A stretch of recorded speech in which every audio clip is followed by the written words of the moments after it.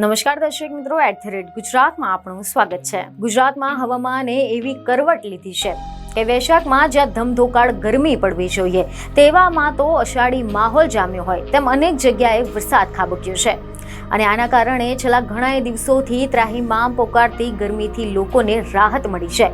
પરંતુ આ કમોસમી વરસાદે અનેક ખેડૂતોના મોઢામાં આવેલો કોળિયો પણ છીનવી લીધો છે।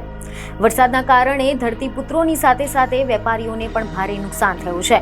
કમોસમી વરસાદ અને કરા પડવાના કારણે સૌરાષ્ટ્ર, ઉત્તર ગુજરાત અને મધ્ય ગુજરાતના ખેડૂતોને ઉતારી રાખેલો શિયાળુ પાક તથા માર્કેટિંગ યાર્ડમાં મૂકેલા ખુલ્લા પડેલા જણસની પણ પાણી ફરી વળતા સેંકડો કરોડો રૂપિયાનું નુકસાન થઈ ગયું છે।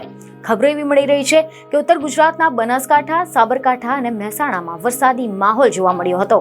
કમોસમી વરસાદના કારણે ખેડૂતોના કેરી, ટેટી સહિતના પાકને ભારે નુકસાન થવાથી ખેડૂતોને રડવાનો વારો આવ્યો છે।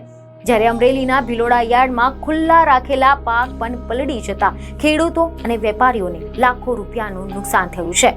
જેમાં માવઠાના કારણે બનાસકાંઠાના એક ખેડૂતે તો 18 વીઘામાં વાવેલી ટેટીઓ બગડી જતા લાખો રૂપિયાનું નુકસાન થયું હોવાનું ખેડૂતો જણાવી રહ્યા છે।